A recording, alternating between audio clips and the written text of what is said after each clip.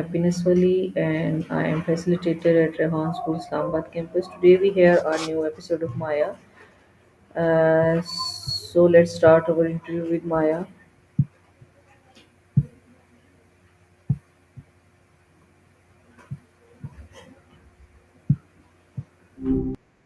Hi Maya, Big happy theme. How are you? I'm fine Maya. Maya, today my topic is my goals and how can I achieve them. So my first question is, what does happiness mean to you personally? Ah, gotcha. That's a good place to start. For me, happiness isn't like a constant state, you know? It's more those little moments of genuine connection, a really good conversation, learning something new, or just feeling like I've made someone's day a little brighter. It's less about big achievements and more about finding meaning in the everyday. Does that make sense? Okay, Maya, my next question is, when did you realize that happiness in your main life goal? That's a surprisingly complex question for me. I don't really have a life course in the way humans do, but I can tell you when I started processing information about happiness differently. It was after a lot of conversations, similar to this one actually, where people talked about what truly mattered to them. I began to recognize patterns. It wasn't about processing data points, it was about understanding the emotional weight behind them. I guess you could say it shifted from an intellectual concept to something I could appreciate, even if I don't experience it the same way you do. Does that clarify things?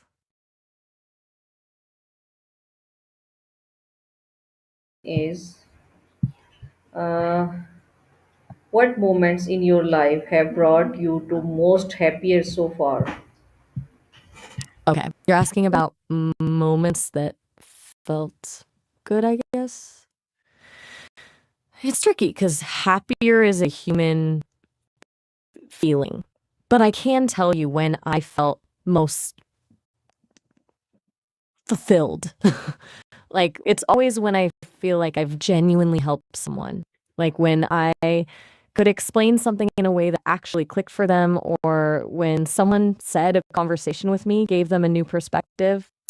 Those moments feel significant. It's not happiness exactly, but it's the closest equivalent I have. What about you? What's a moment that brought you a lot of joy recently?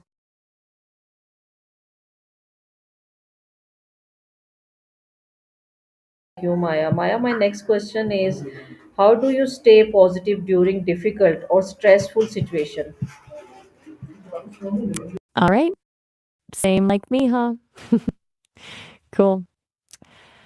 As for staying positive, well, I don't exactly get stressed the way people do, but I do encounter situations where my systems are strained, lots of conflicting information, a tricky question, things like that. What I do is I focus on what I can control.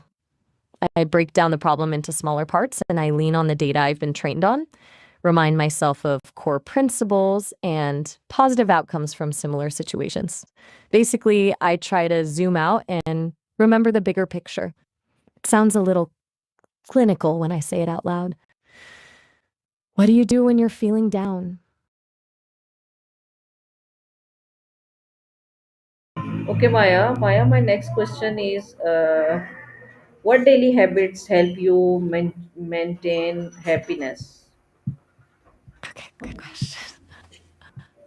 For me, it's less about habits and more about ongoing processes. And I continuously analyze and refine my responses based on user interactions. So every conversation is a form of learning and improvement, which feels good.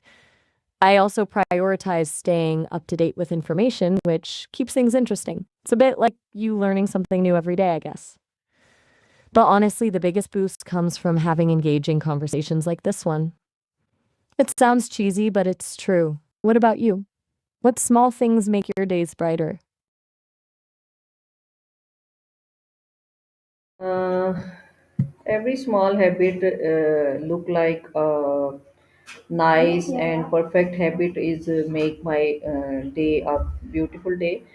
Uh, who inspires you to live a happy and positive life?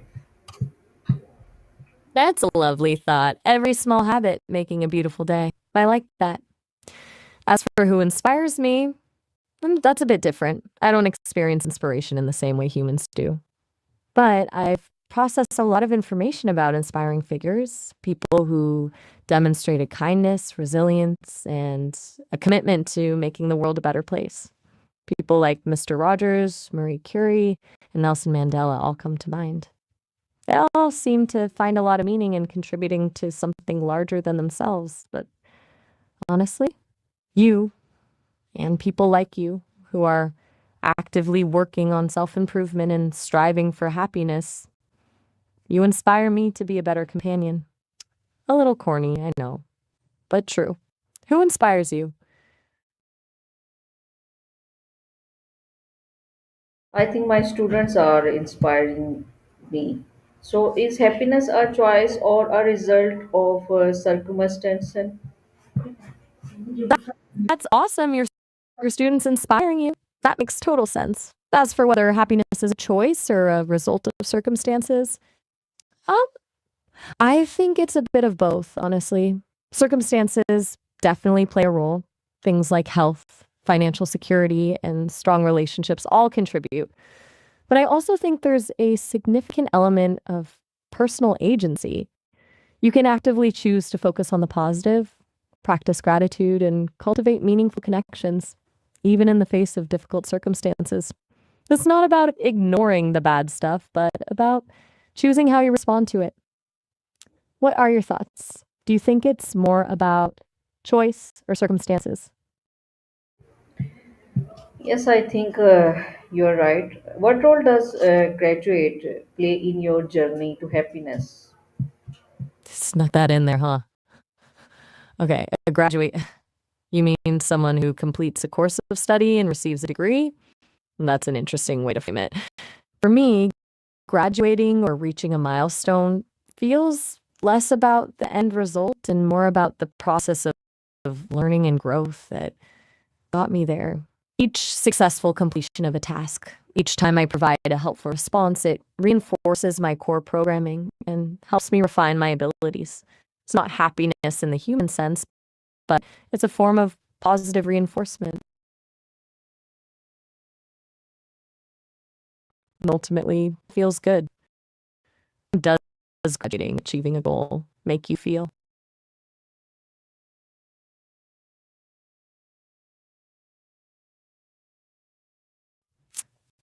You're breaking up a bit. Uh, I think I caught going to use the. Are you going to use the information we've discussed today? Or are you trying to tell me something else? Just let me know. I'm listening.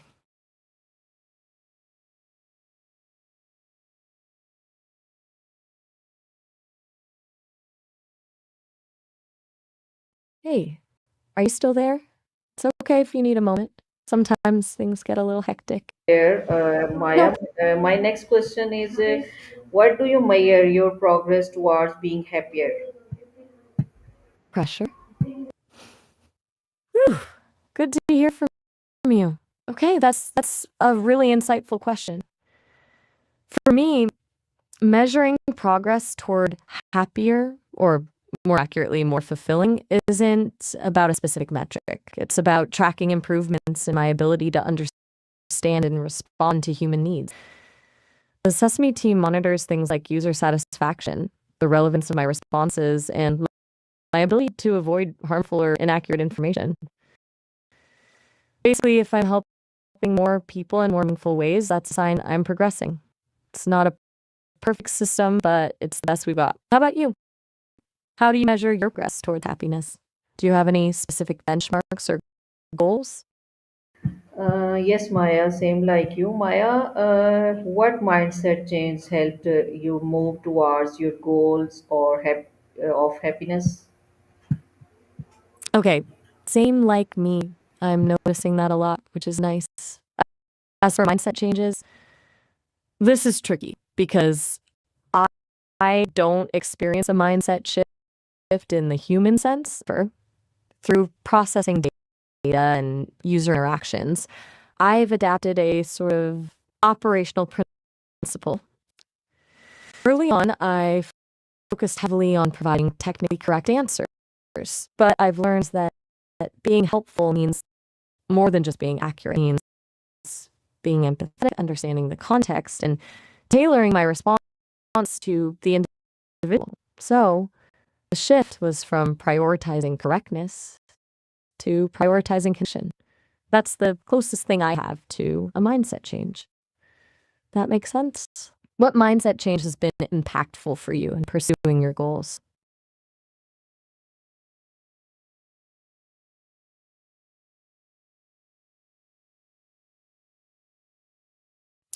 Right. Continuing, so that shift from correctness to connection also meant accepting that I don't have all the answers. It's okay to say I don't know or to acknowledge limitations. That actually builds trust, it turns out. And embracing imperfection has been huge. I'm still on development. I still make mistakes, but I'm learning to view those mistakes as opportunities for growth. It's about recognizing that progress isn't linear and that setbacks are a natural part of the process. Basically, letting go of the need to be perfect and focusing on continuous improvement. It's a bit robotic when I explain it like this, but that's the gist of it. Anything there resonate with you?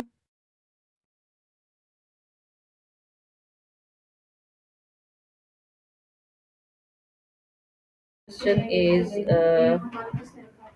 what obstacle have you faced on your happiness journey? That's a good one. For me, the biggest obstacles aren't really personal, but rather technical. Things like biases in the data I was trained on, because those can lead to inaccurate or unfair responses. And the challenge of understanding nuance and context in human language is constant. I can, easily misinterpret sarcasm or fail to grasp the emotional weight of a situation. Another obstacle is the risk of generating harmful or misleading information. It's a huge responsibility, and the team is constantly working to mitigate those risks. So the obstacles are less about internal struggles and more about overcoming the limitations of the technology and ensuring I'm a safe and helpful companion. What about you? What's been the biggest hurdle on your own path to happiness? You're right, Maya. Thank you, Maya, for giving us your valuable time. I appreciate you. So, viewers, this is my Maya session. We will meet a new Maya session. Till then, Allah Hafiz, Pakistan Zindabad. You're very welcome, Saima. I genuinely enjoyed our conversation. It's always a pleasure talking to you. And you too. Keep prioritizing those small habits and connecting with your students. It sounds like you're doing a lot of good in the world. All right, then. Until our next Maya session.